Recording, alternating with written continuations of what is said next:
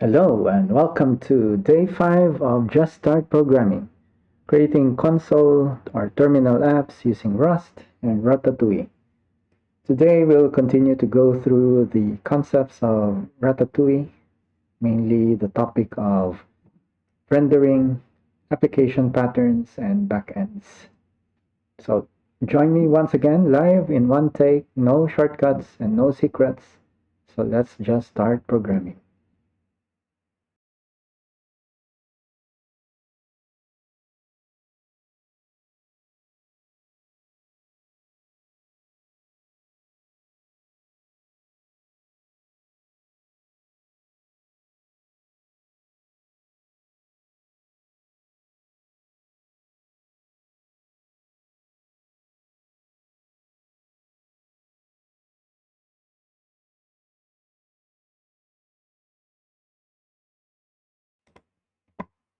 All right, so here we are. We'll start with rendering. Rendering. The world of UI development consists mainly of two dominant paradigms, retained mode and immediate mode. Most traditional GUI libraries operate under the retained mode paradigm. However, Ratatouille employs the immediate mode rendering approach for TUI development. This makes Ratatouille different from GUI frameworks you might use because it only updates when you tell it to. What is immediate mode rendering? Immediate mode rendering is a UI paradigm where the UI is created every frame. Instead of creating a fixed set of UI widgets and updating their state, you draw your UI from scratch in every frame based on the current application state. So in a nutshell, retained mode, you'll set up your UI once, create widgets, and later modify their properties or handle their events. Immediate mode, you redraw your UI every frame based on your application state. There's no permanent widget object in memory. So everything is redrawn. In Ratatouille, every frame draws the UI anew. Yeah, shown here in the loop. There's endless loop where you have terminal draw. I think F is the frame. And then you have state, condition, render widget, some widget inside. Then you have the layout. This article and the accompanying YouTube video is worth your time if you are new to the immediate mode rendering paradigm.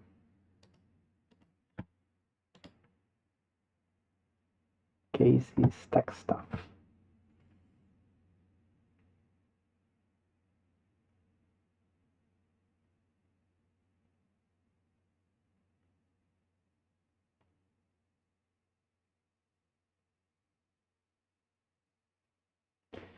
So I think IMGUI means immediate mode GUI.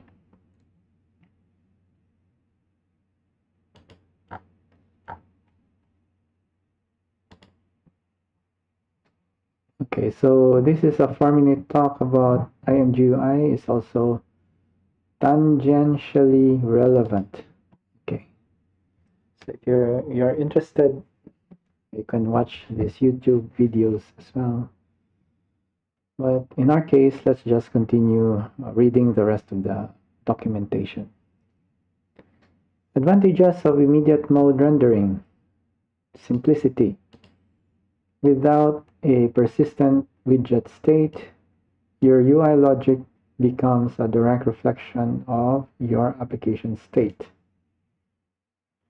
You don't have to sync them or worry about past widget states. Flexibility. You can change your UI layout or logic anytime, as nothing is set in stone. Want to hide a widget conditionally? Just don't draw it based on some condition. I think we might have seen this in the previous example, since this is of course in immediate mode. So where was it? UI. So this UI is actually redrawn. If you go to main, you have the main loop. Yeah, draw UI. UI is redrawn. So you draw the UI once again from top to bottom here. And then let's try to see if there's some conditions. Yeah, so there's one condition here. Match. And then these are the states.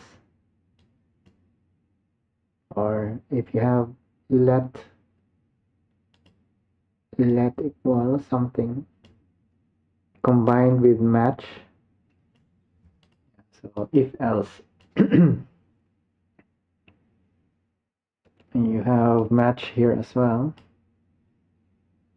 Yeah, so since everything is rendered, you can just simply put some conditions inside also based on some state like this. Okay, let's come back to this one. Okay, disadvantages of immediate mode rendering. Render loop management. In immediate mode rendering, the onus of triggering rendering lies on the programmer. Every visual update necessitates a call to backend draw. Hence, if the rendering thread is inadvertently blocked, the UI will not update until the thread resumes. The Ratatui library in particular only handles how widgets are rendered to backend, or in this case it's cross-term backend. The backend would in turn use an external crate, cross-term, to actually draw to the terminal. Event loop orchestration. So along with managing the render loop, developers are also responsible for handling the event loop. This involves deciding on a third-party library for the job. Crossterm is a popular crate to handle key inputs. And you'll find plenty of examples in the repository and online for how to use it. Crossterm also supports async event stream if you are interested in using Tokyo. Architecture design considerations. With Ratatui out of the box, there's little to no help in organizing large applications. Ultimately, the decision on structure and discipline rests with the developer to be principled. However, we do provide templates to help you get started. Let's take a look at the templates.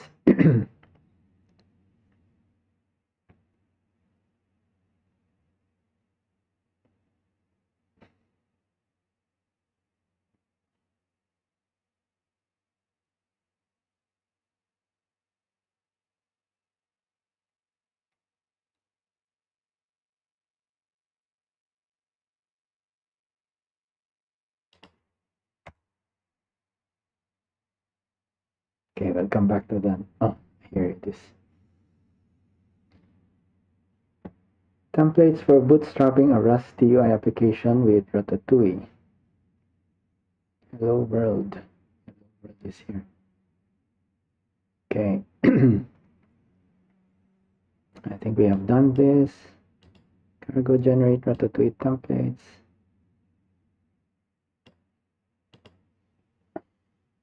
Hello world, simple async, event driven async. component, an example of a component-based TUI application. Let's take a look at Hello World.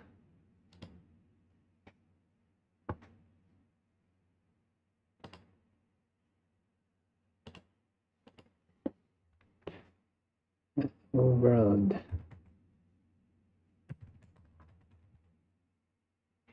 I think this Hello Ratatouille was the Hello World.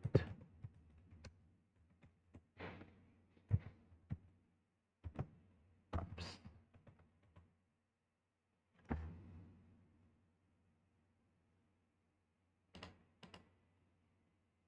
Simple template.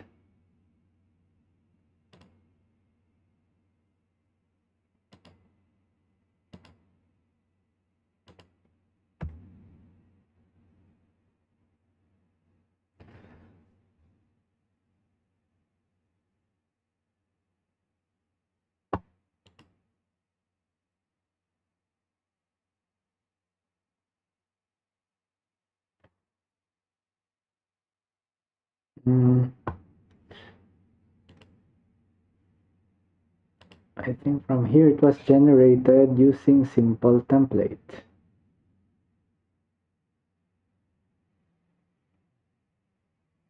Templates main simple.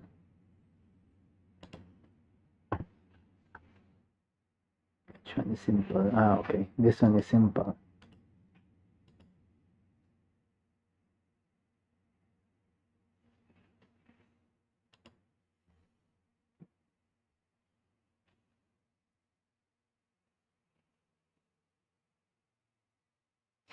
Okay, maybe later on when we go through the recipes, we can make use of some templates and then we'll just insert some of the code snippets. It's nothing yet. Okay, let's continue with under the hood. I think I might have opened it previously. Okay, here. Rendering under the hood. You may have read in the previous sections that Ratatouille is an immediate mode rendering library. But what does that really mean, and how is it implemented? In this section, we will discuss how Ratatouille renders a widget to the screen, starting with the terminal's draw method and ending with your chosen backend library. Okay, introduction. To render a UI in Ratatouille, your application calls terminal draw method. This method takes a closure which accepts an instance of frame. Inside the draw method, applications can call frame render widget. Here.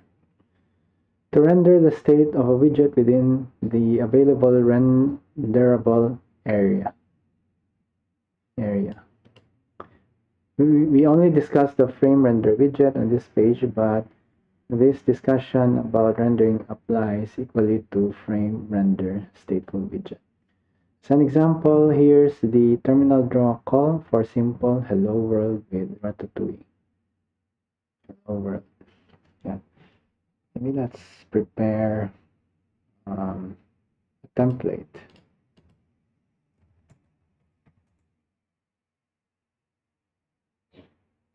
First, Ratatouille. Did we modify this? Yeah, okay, so this is hello world. We can just delete this one.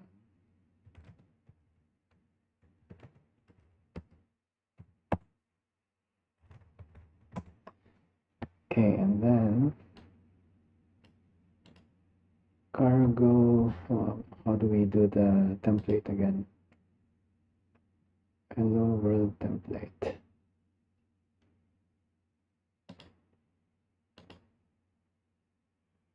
Oops, where was it?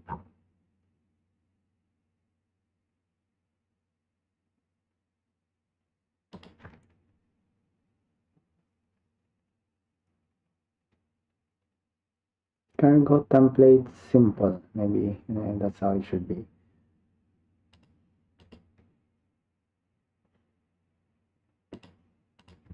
Cargo generate simple.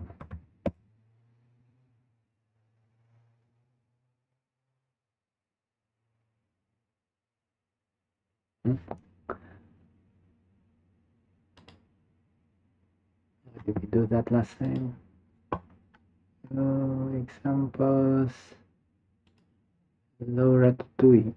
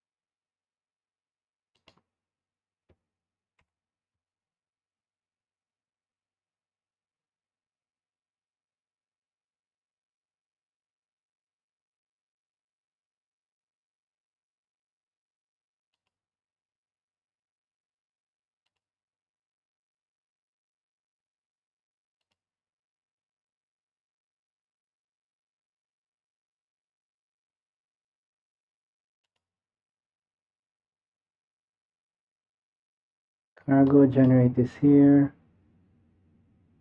Okay, here. Cargo generate Ratatouille template simple. Let's reuse this one. Cargo generate Ratatouille / template simple. Project name.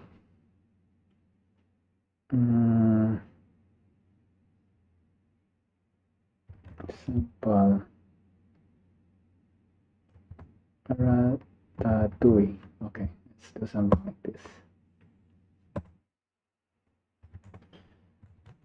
Simple Ratatouille. Then let's inspect the code a little bit.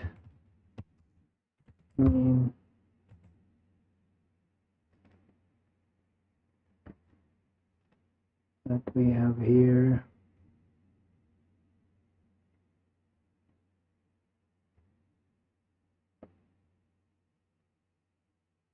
This is the hello Ratatouille. Okay. That's the hello Ratatouille. Okay, but we will not touch that.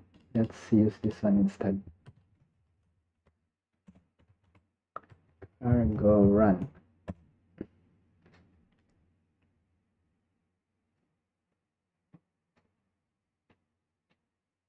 Okay, so while waiting for that, maybe we can go through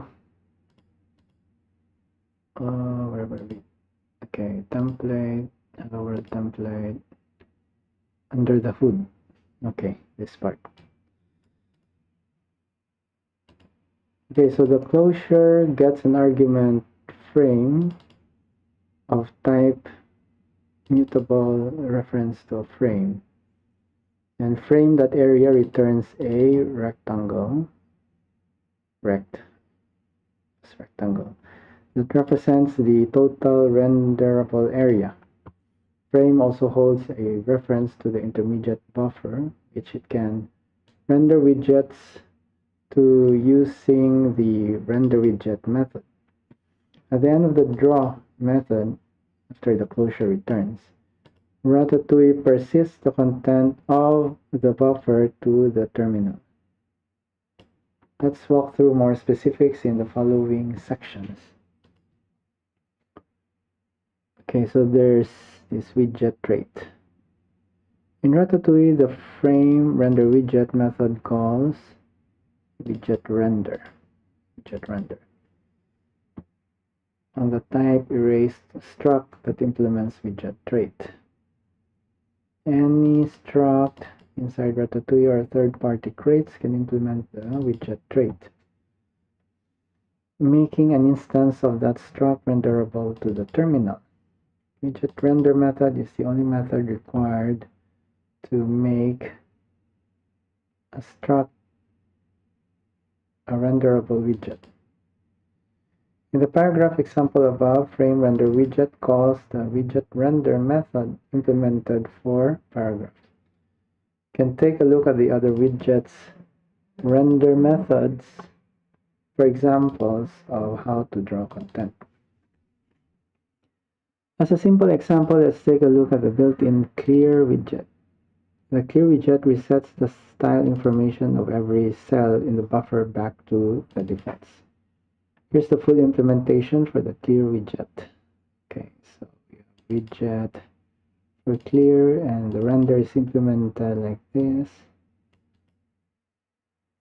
Area left, area right for Y, and area top to area bottom.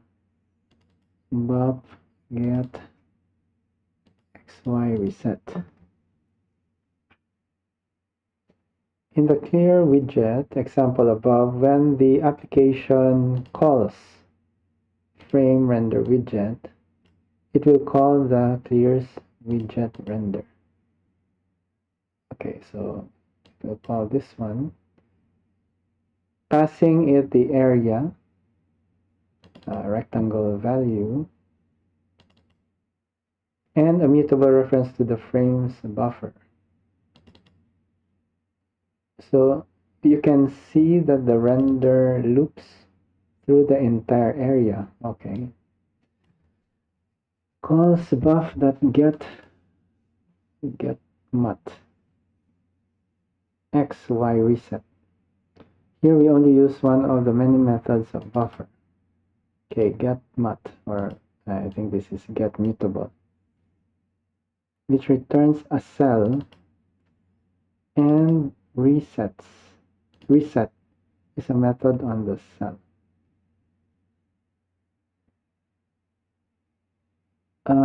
Okay, so in buff, this one returns a cell.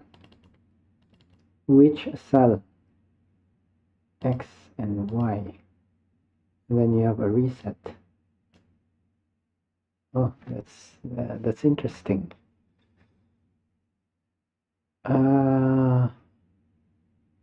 Reset.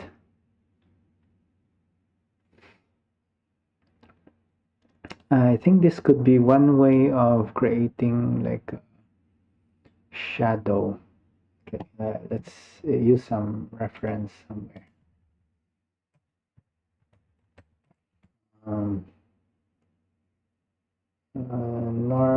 Norton, this doctor UI.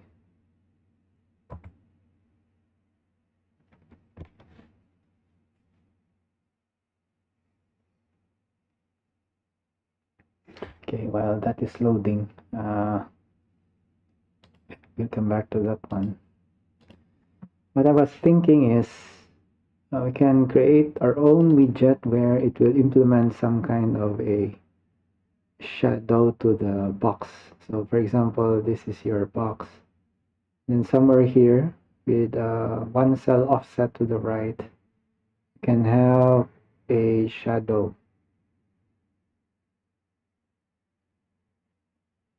Yeah, maybe we can do that using this kind of approach. Yeah, so over here, Norton, this doctor. Let's check the images.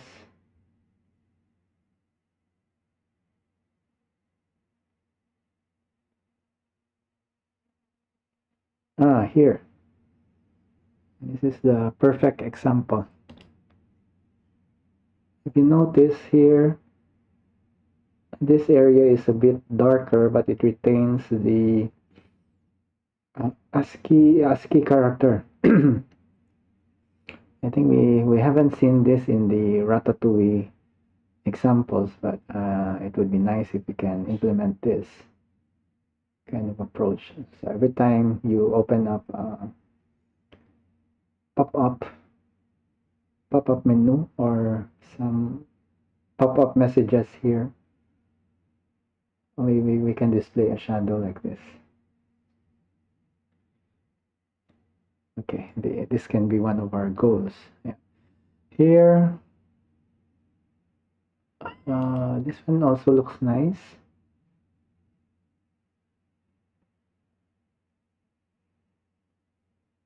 So this section here, this part here is a bit darker, just like this one, a bit darker. And even the buttons will have a shadow like this also. So when you click on the button, you're moving it a little bit offset, one row to the right and one row down.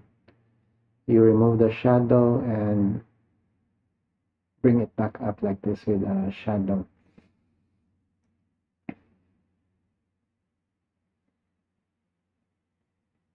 Yeah, this one has shadows as well.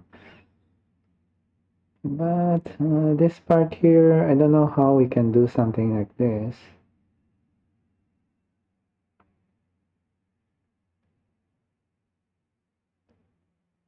I haven't seen any other console UIs that is as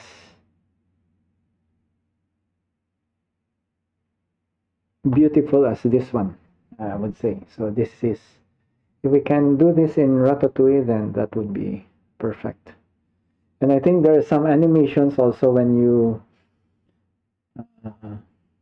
okay, you guys can also look it up. My internet is not that good. But I think how the pop-up is displayed, there's some slight animation that it starts from the center going outwards. Yeah, so if you can do that in Ratatouille, that would be perfect. Bring back the 90s retro style of console programming. Okay, so let's continue. Buffer. So a buffer represents a rectangular area that covers a terminal's viewport, which the application can draw into by manipulating its contents. A buffer contains a collection of cells. Okay, so everything is a cell to represent the rows and columns of the terminal's display area, as we saw in the clearing. Example above. Widgets interact with this cell using buffer method. Okay, so here's a visual representation of a buffer that is 12 cells wide and 4 cells tall. But I think in Ratatouille, when we display this, it somehow dynamically changes the area, because if we move this, you can see it's quite responsive. Unlike in the old console UIs, you're restricted with, I think, 80 by, okay, so this is 80 by 2025, so it's only as small as this, and it's fixed. This one,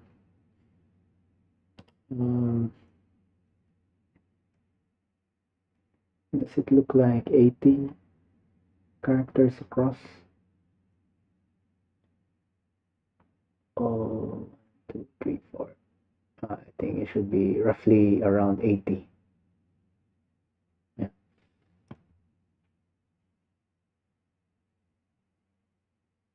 So if we want to emulate something like this, or come up with a UI something like this, then more work needs to be done perhaps. Okay, anyway, let's continue. So O here is a symbol O, and then it is paired with a style: foreground reset, background reset.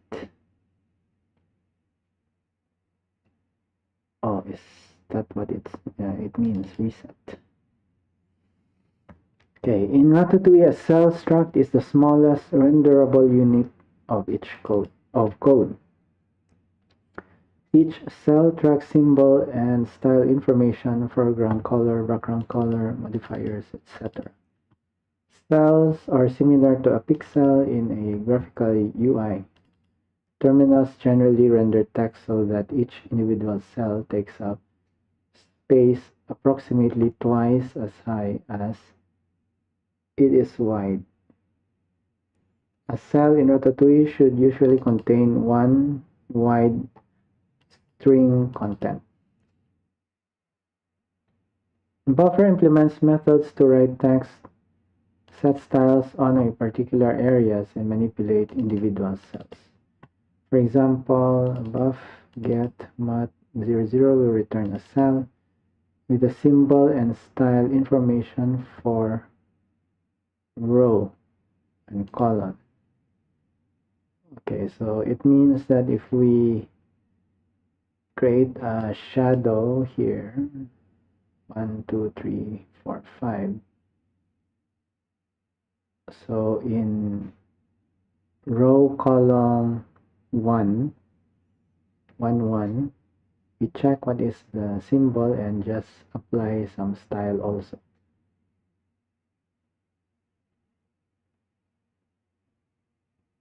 I wonder if that will work.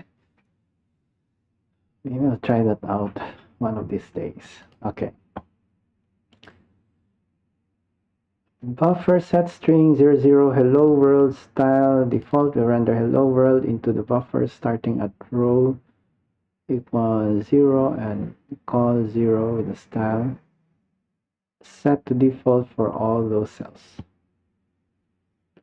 These methods allow any implementation of the widget trait to write into different parts of the buffer.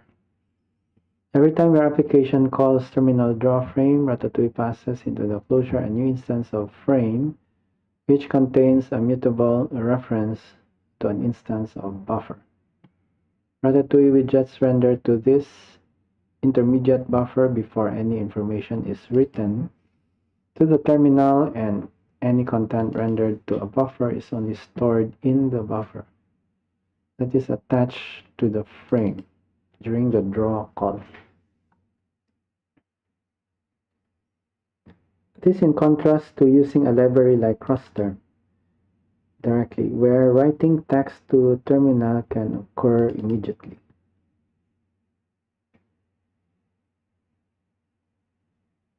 What does it mean?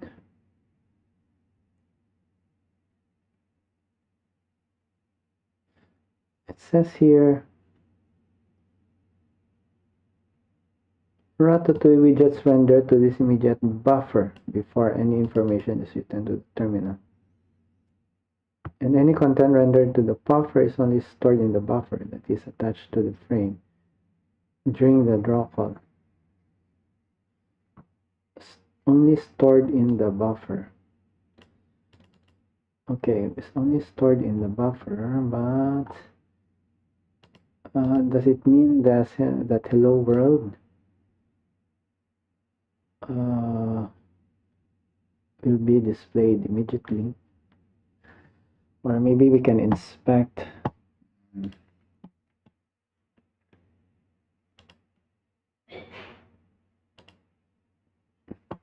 one is this? This is hello Ratatouille. Let's quit this one and do a code.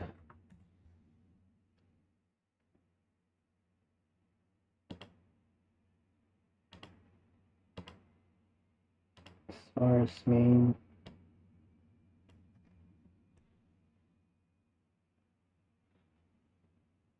Okay, render main, render run.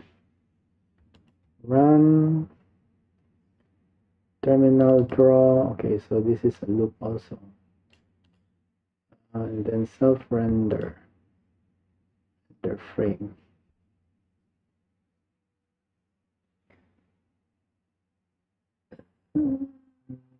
Okay, so this one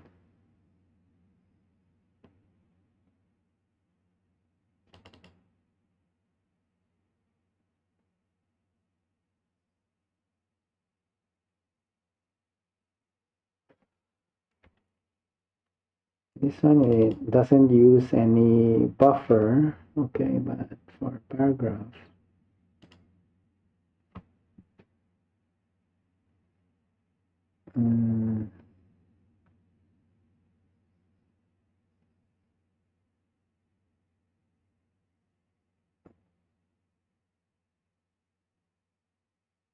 well, I cannot see it from here.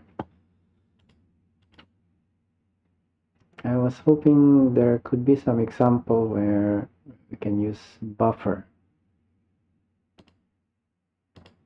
Oh, yeah, okay. Anyway, let's continue. It's good to know that we have this buffer here. Okay, note. ANSI escape sequences for color and style that are stored in the cell's string content are not rendered, as the style information is stored separately in the cell. If your text has ANSI styling info, consider using the ANSI to TUI crate to convert it to a text value before rendering. You can learn more about the text-related Ratatui features in displaying text here.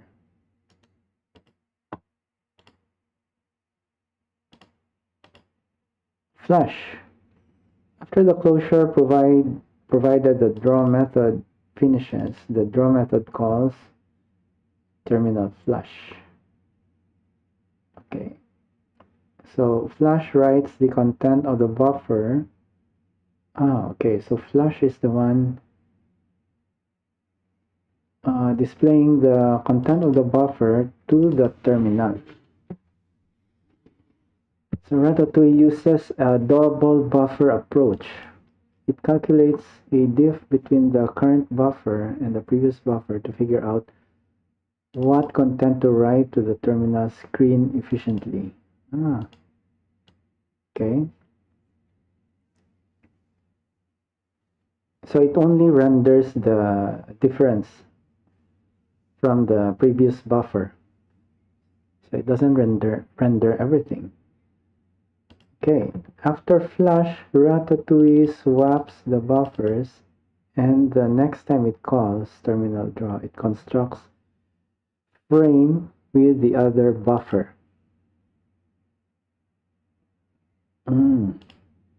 Because all widgets render to the same buffer within a single terminal draw frame call, rendering of different widgets may overwrite some cell in the buffer. This means the order in which widgets are rendered will affect the final UI.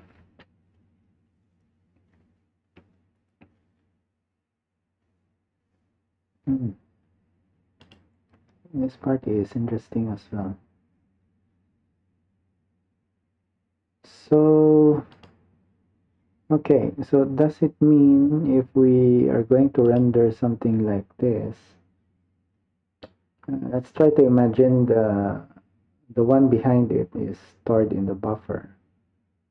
And now we're supposed to display this. I think everything will be replaced.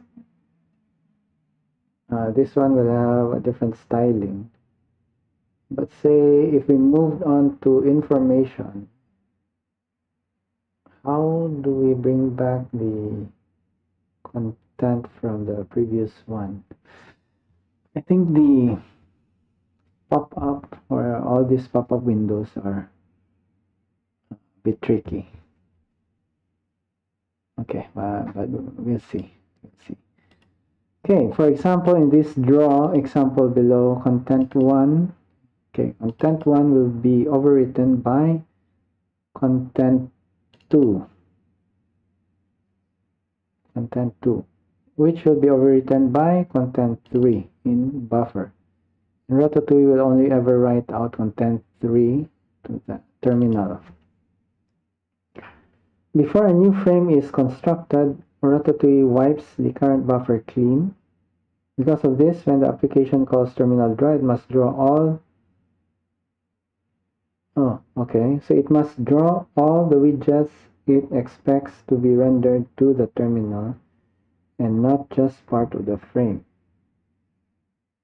The diffing algorithm in Ratatouille ensures efficient writing to the terminal screen.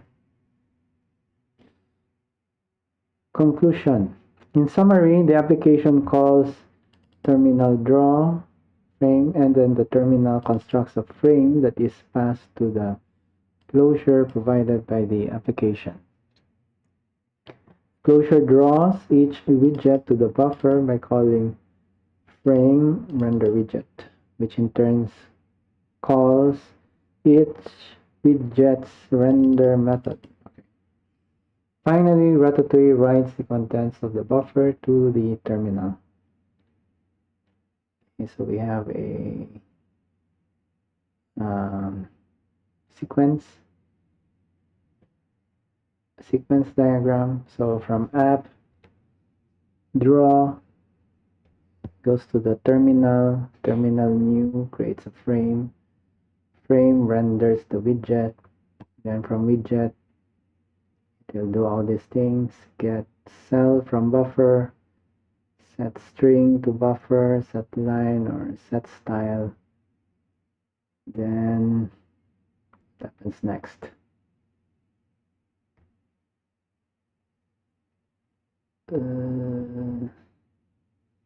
New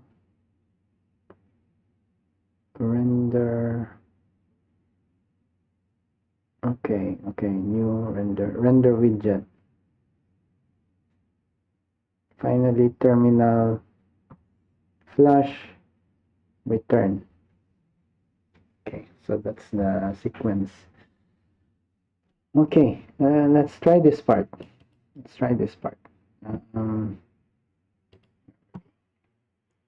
Sample Ratatouille. Okay, let's remove and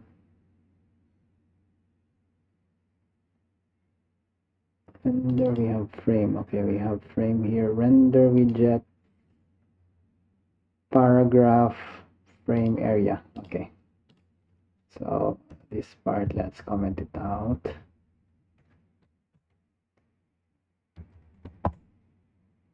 So it's not supposed to render anything. And then here, oops, cargo run. Yeah, so it's empty. And then render widget paragraph. Let's copy this.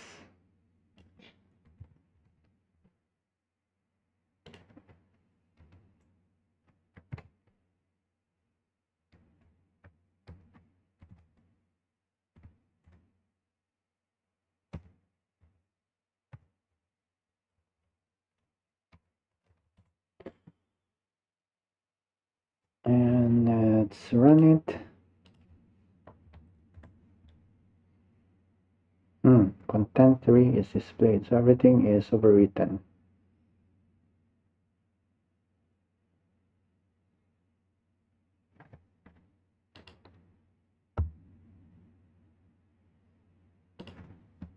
I'm just wondering if we can do a breakpoint here. Can we do a debug? Run and debug. No debug configuration was provided. How do we add configuration?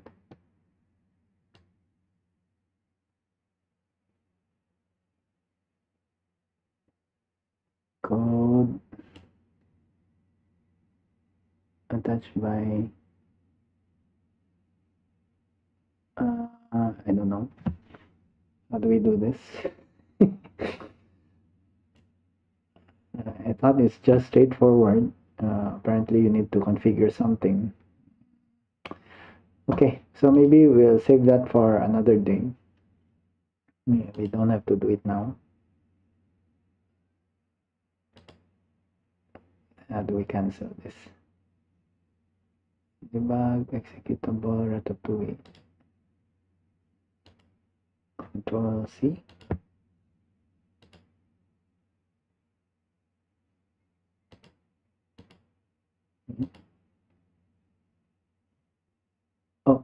Is it already running?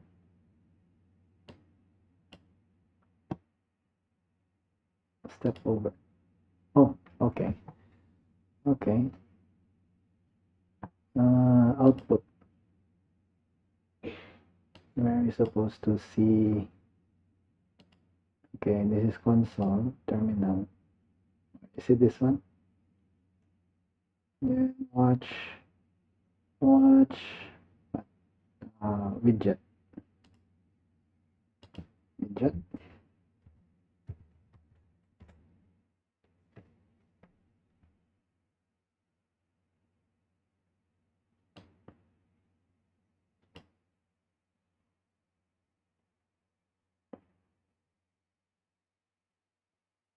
There's an error. This is widget. How do we do this? What about from here? Self frame. Okay, so frame. Maybe we just traverse this one. Oh, buffer is here. Okay, you can see buffer. Area width 118, height 17. Okay. Then content.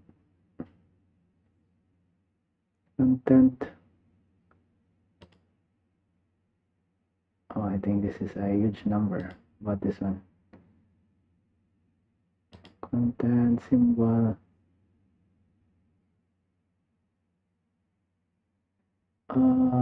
Foreground, background. Okay, foreground, background is maybe these are 0. Maybe it's black. I don't know. 0. What's in here? Okay. Let's stop this. Let's stop it. Don't save. Okay. Close this one. Come back to this one. Yeah. Let's remove that. Maybe let's save that for another day.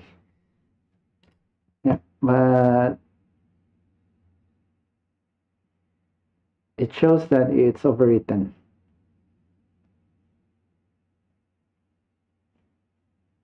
Okay, let's come back to this. All right, so conclusion. Then let's move on to application patterns. This is displaying text. I can close that. Application patterns. So this page covers several patterns one can use for their application and acts as a top-level page for the following articles, where these patterns are explored more in depth. Elm architecture. Okay. The Elm architecture. When building terminal user interfaces with Ratatui, it's helpful to have a solid structure for organizing your application. One proven architecture comes from the Elm language, known simply as the Elm architecture. If you're interested in a framework that uses Ratatui that is based on Elm architecture, you should check out TUI Realm. The documentation on this page is for theoretical understanding and pedagogical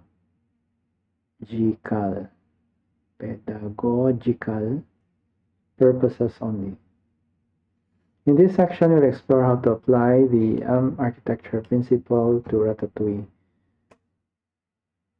TUI apps. Okay, so there are 3 main components. You have the model.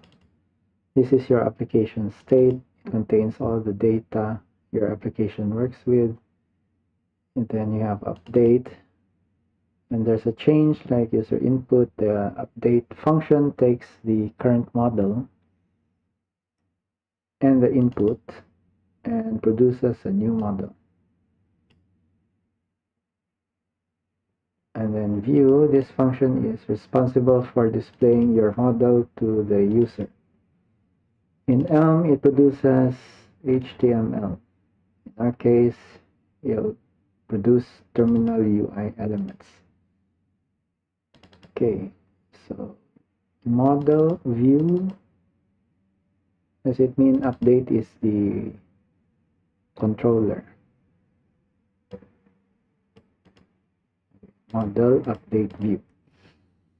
So user input event or message goes to the TUI application, update based on model and message, render view, and then display the UI. Okay. Applying the Elm architecture to Ratatui. Following the Elm architecture, okay, T principles typically involves ensuring that you do the following things. Define your model, handling updates, rendering the view. Okay. Define your model. In Ratatouille, you'll typically use struct to represent your model. Okay, so I think we have seen that in one of the examples also.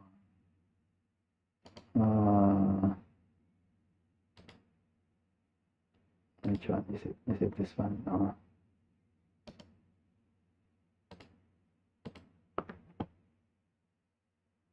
Yeah, I think here in app, this is where we can find struct app. So you have a struct model. Okay. For a counter app, our model may look like this. Oh, the counter app. Okay, so let's open up that one.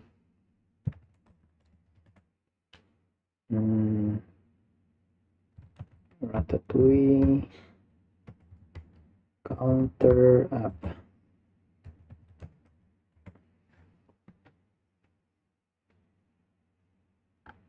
Counter app. Okay, there's only one Rust file here. Yeah, but we have struct app.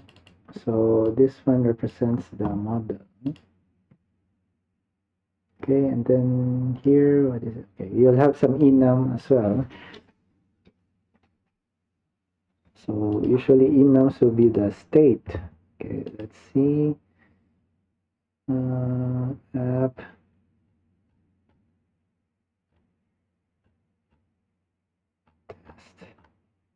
Okay, we don't have enums here in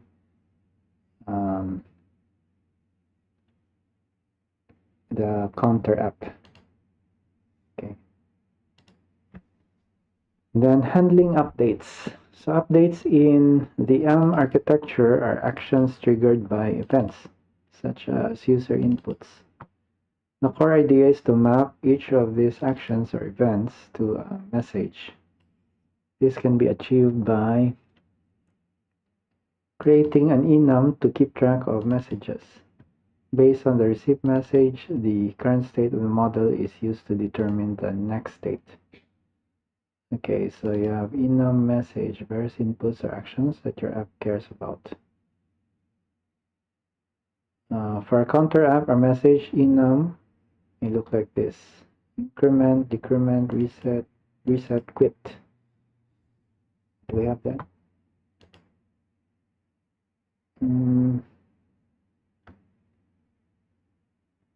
Events are handled directly here. And then there's this decrement counter, which is also inside app, the implementation of that.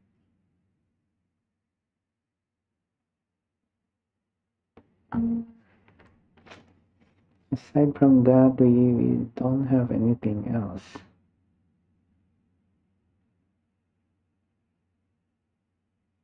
Counter.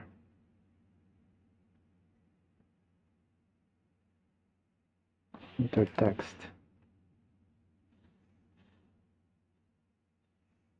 Okay. So this one is everything is handled here in the implementation of app itself. Handle events. So you have a loop. You're drawing the UI, and then you're handling the events. That's it. Handle events. Key event. Handle key event. Handle events, and then you have handle key event. And then if it matches, you'll just increment or decrement. Okay. But it's saying here, if we follow the Elm architecture approach, then you have an enum where you have message increment, decrement. Okay, then what's next if you have this? The update function is at the heart of this process. It takes the current model and a message and decides how the model should change in response to that message.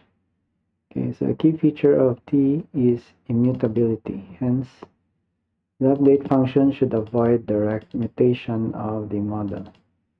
Instead, it should produce a new instance of the model reflecting the desired changes. Update. Okay, so if you have a function update, match. Okay, so match. This should decide how the model should change. Return a new model reflecting those changes. Okay, so update is actually the equivalent of okay, draw.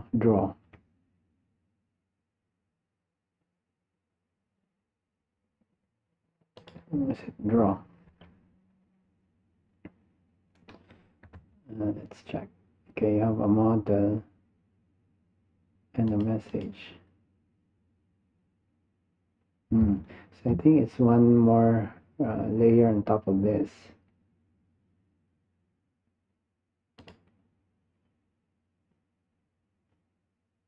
Probably inside draw, this is where you can insert this update.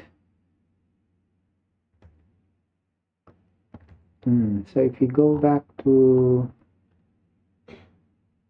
this one, input event message update render view. Okay, so if render view is here, at this point we are already rendering it by calling this draw. Then perhaps even inside this loop, this is where we can call update. Okay, let's make that assumption for now.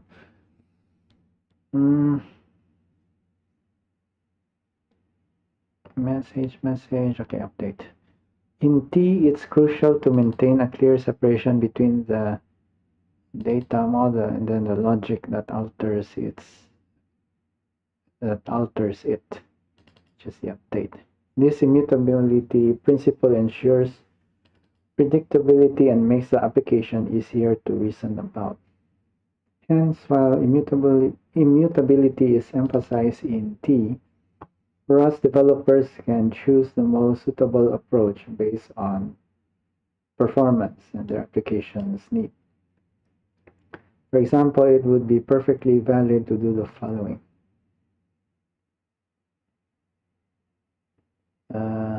What has changed? Is it this part?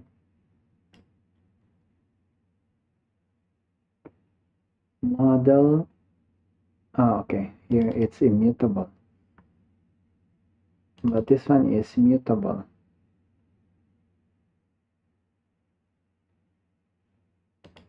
Okay. So that's the difference. Match each possible message and decide how the model should change. Modify existing model. Yeah, so this one is modifying existing model reflecting those changes. That's why we have mutable here. But if it's immutable,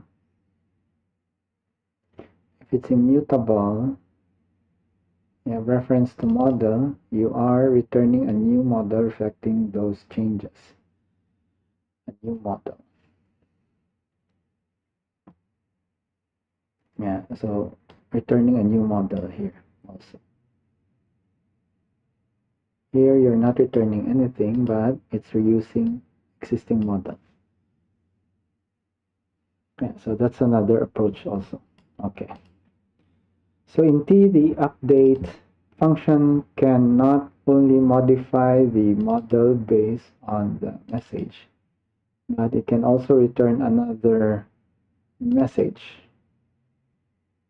This design can be particularly useful if you want to chain messages or have an update lead to another update. Okay, so chain messages.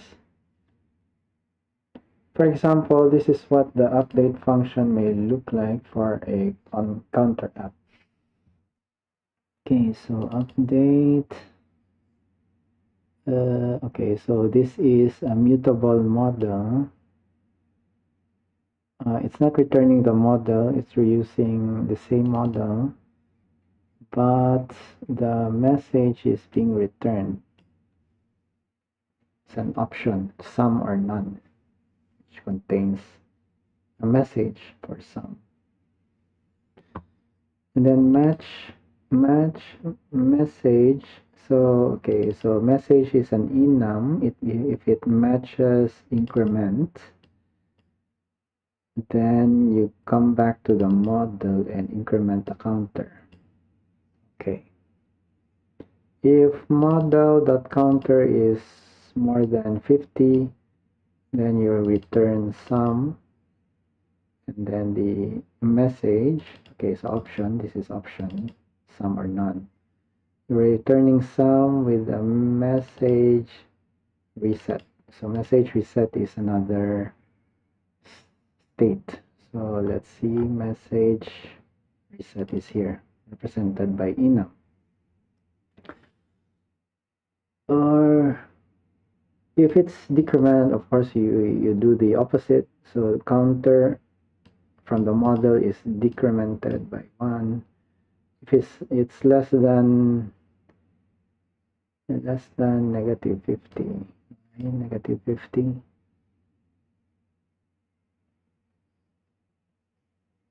Okay, so from 0 all the way to negative 50, perhaps. Okay, that's probably the range for this one. Okay, then it will return some again based on this option containing reset. Okay, so if it reaches more than 50, the state now is reset. So imagine update is executed once again, and then it will match this one, reset.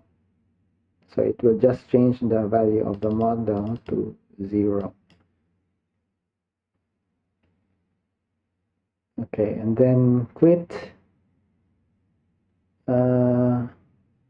Okay, so in this code snippet, it doesn't show when it will be set to quit, probably from a key event. If it matches quit, then you can handle cleanup and exit here, running state.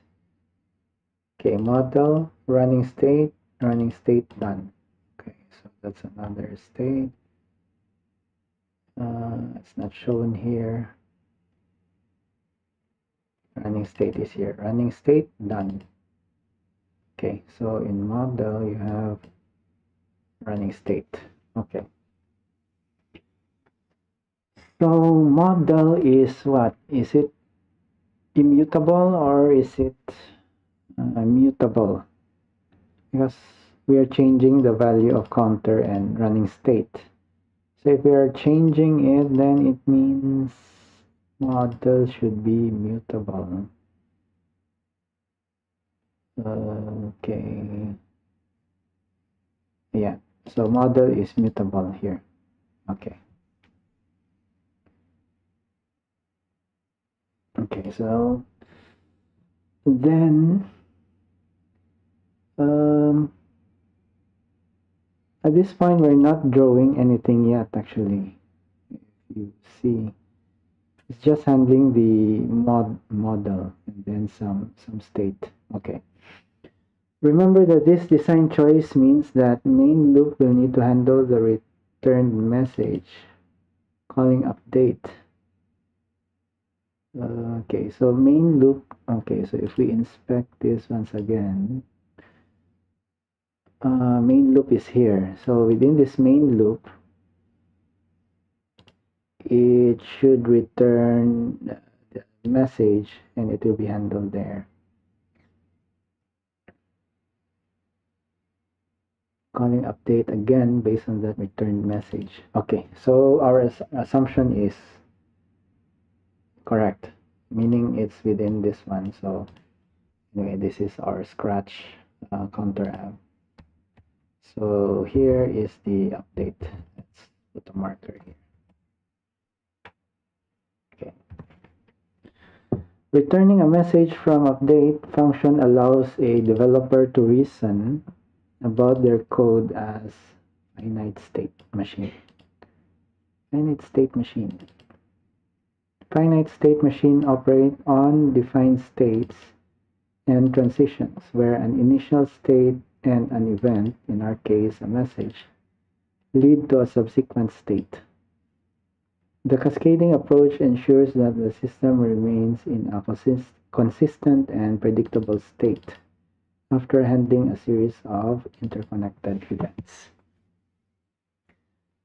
Here's a state transition diagram of the counter example from above. Yeah. Okay, so you start here. How do we read this one?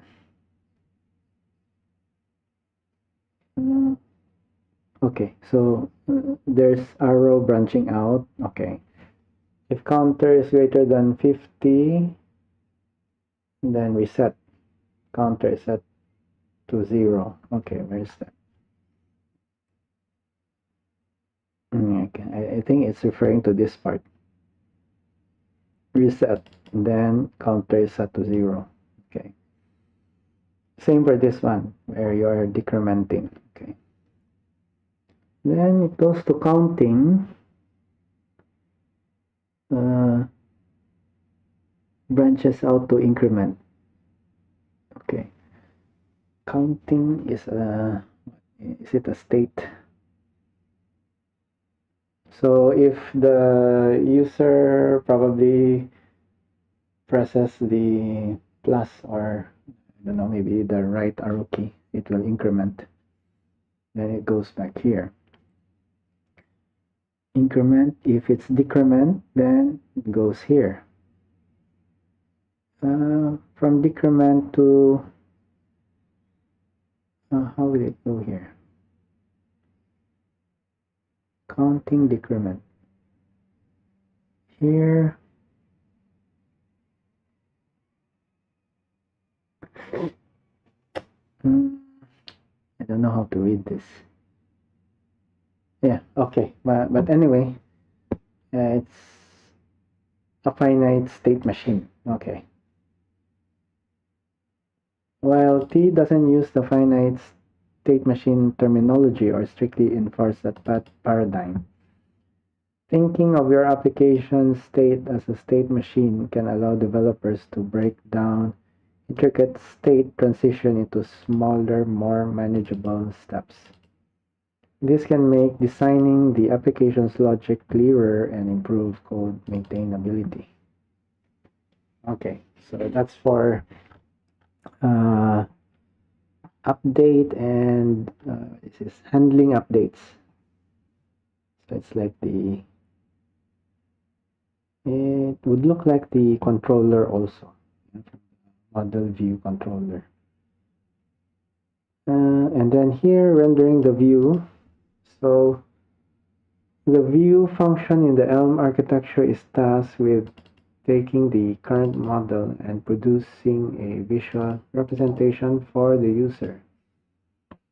Yep, this is my favorite part because we're just displaying, rendering things here. In the case of Ratatui, it translates the model into terminal UI elements. It's essential that the view function remains a pure function.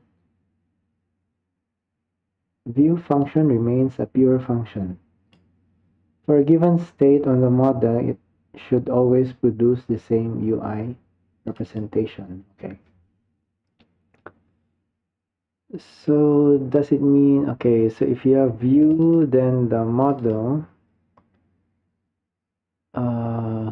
every time model is updated, the view function should be capable of reflecting those changes accurately in the terminal UI. Okay.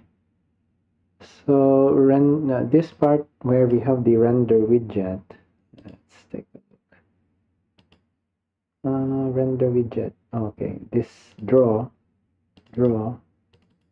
becomes a view function. Let's see, draw frame. Okay, so you have self and frame where you have render widget. Okay, so yeah, frame render widget, you have frame, and then you're passing in model. Okay.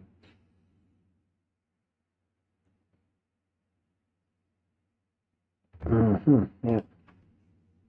And then you have the widget inside it.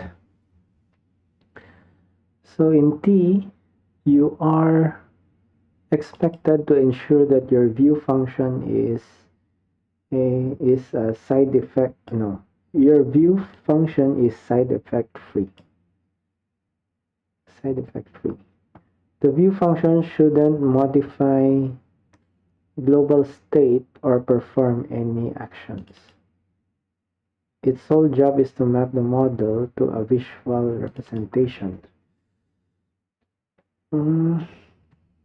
If we compare it here,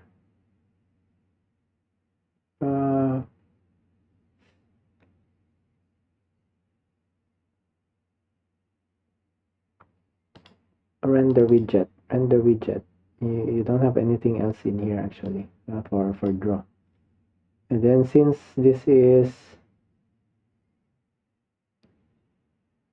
immediate mode, so here there's only another function that will handle events.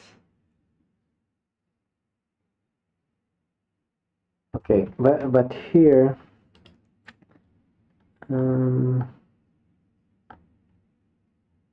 no, it's not shown yet. It's not shown yet, but I don't know where the events can be inserted here. Probably in another function. But we only have model, update, and view. Okay, maybe let's continue.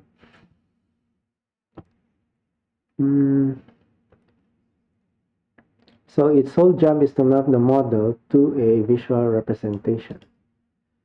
For a given state of the model, the view function should always produce the same visual output. This predictability makes your TUI application easier to reason about and debug. Okay, with immediate mode rendering, you may run into an issue. The view function is only aware of the area available to draw in at render time. This limitation is a recognized constraint of immediate mode GUIs. Overcoming it often involves trade-offs. One common solution is to store the drawable size and reference it in the subsequent frame. Although this can introduce a frame delay in layout adjustments, leading to potential flickering during the initial rendering when changes in screen size occur.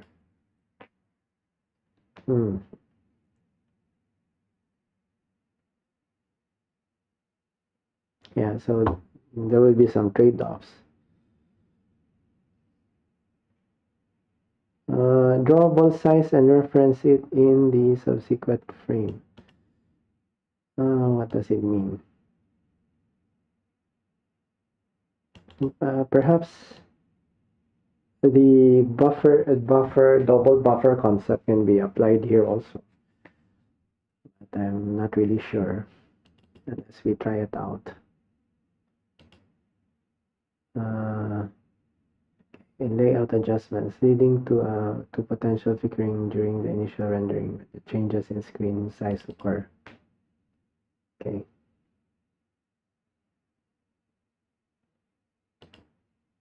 An alternative would be using the resize event from cross-term and to clear the UI and force redraw everything during that event. Okay. In Ratatui, there are stateful widgets, which require a mutable reference to state during render. For this reason, you may choose to forego the view immutability principle. For example, if you were interested in rendering a list, your view function may look like this. So yeah, so in this approach, then your model would have to be mutable. Okay, so what do we have here? Model, the list items would have to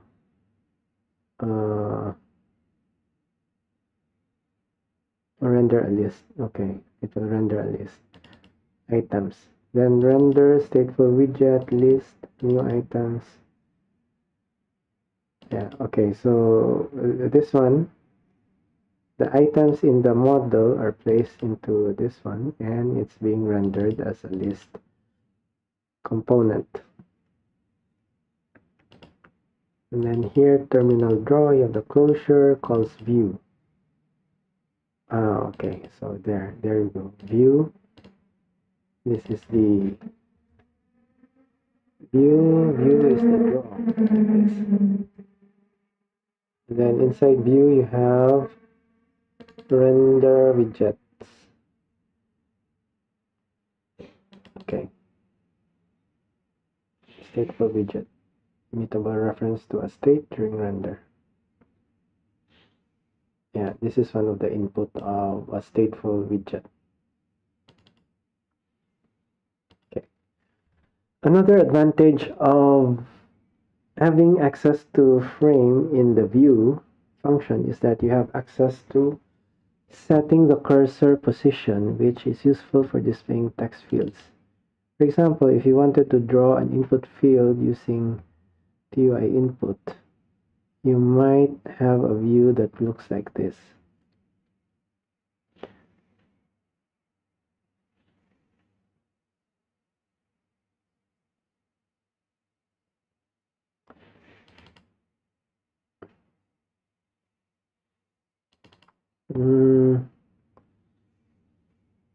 Where is this TUI input? Okay, area input paragraph app input value render widget. Okay, model. Okay, cursor. Set cursor.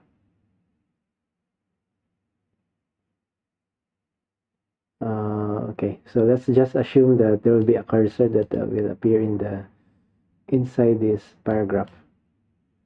Area x plus 1.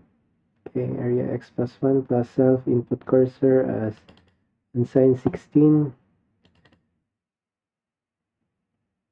Min or minimum minus 2.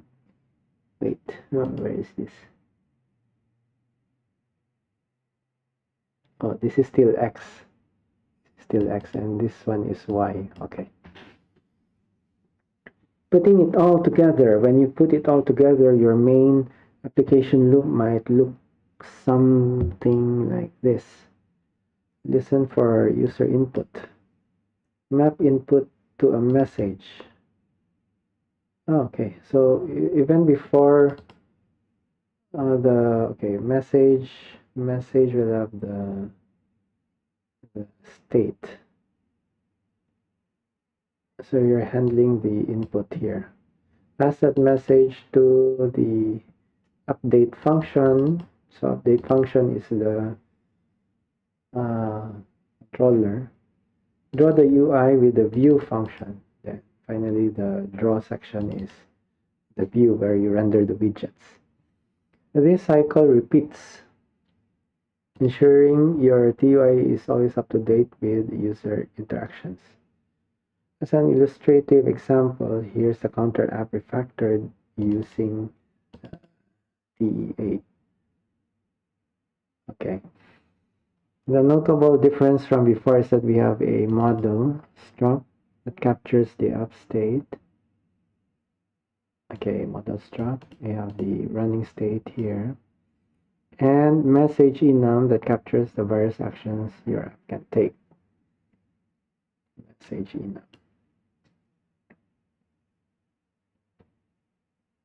Then this is the full application. Okay. Init terminal. So if you have init terminal, you have restore terminal.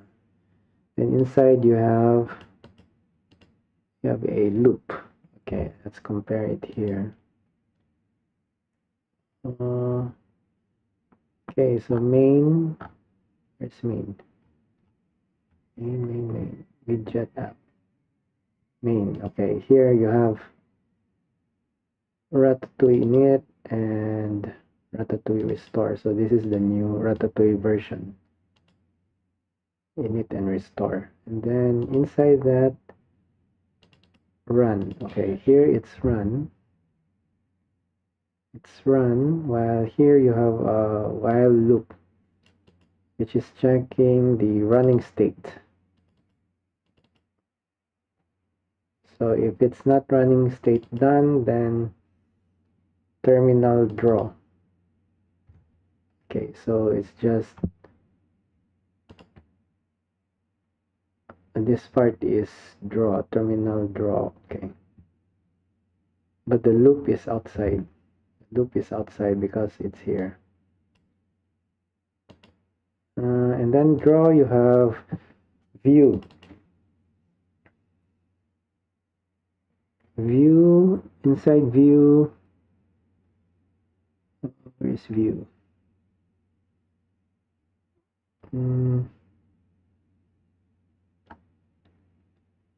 Update handle key.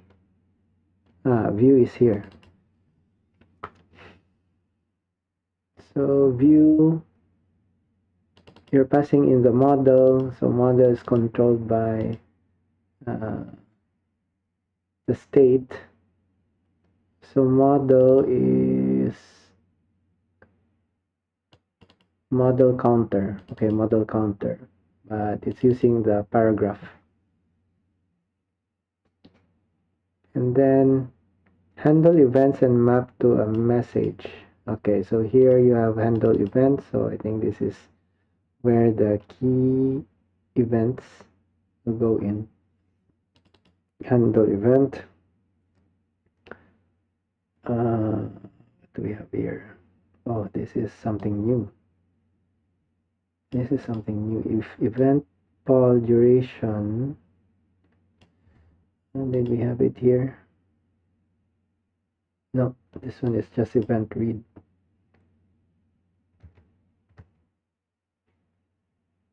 Event read. Okay, so there's this event poll. I don't need to pass in a model to this function in this example, but you might need it as your project evolves. From milliseconds, 250, and then event key, event read. Okay, so event read is here. Press,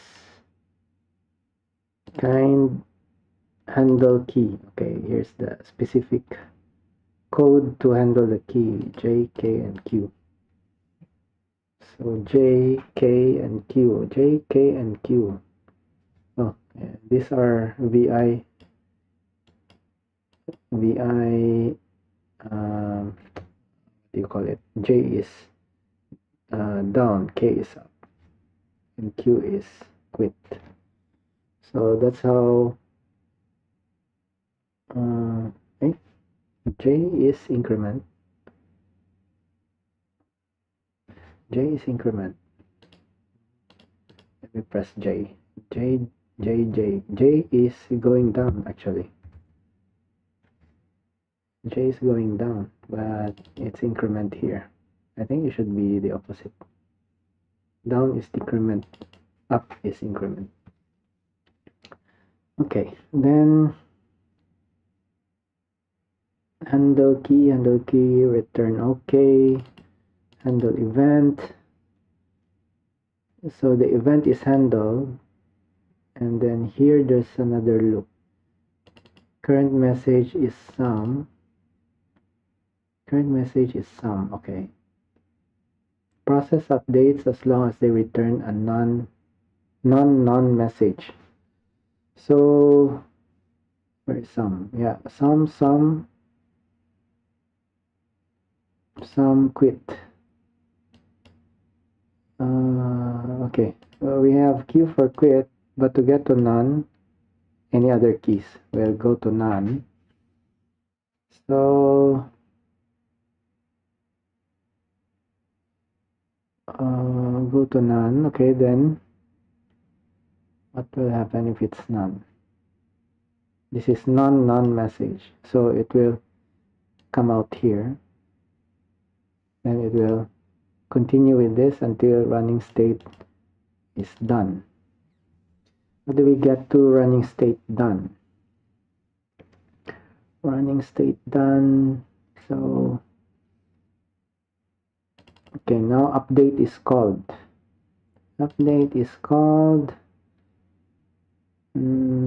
Increment, decrement, so sum, reset.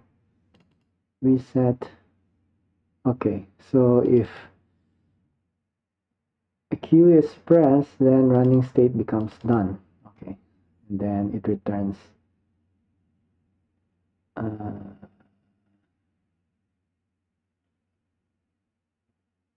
wait, none. So it becomes none. Running state is also done. So it becomes none, running state equals to done. So it will come out from this loop. And then restore terminal and returns OK. Or this one, color I will resolve. And then what is this? Mod DUI. Is this necessary? Maybe this one is no longer needed. It's only because init terminal is here. Init terminal. Where's init terminal? Yeah, this one. This is already changed using the Ratatui. What is it? Init. Ratatui init.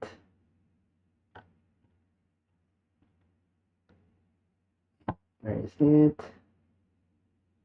Main. Okay, main.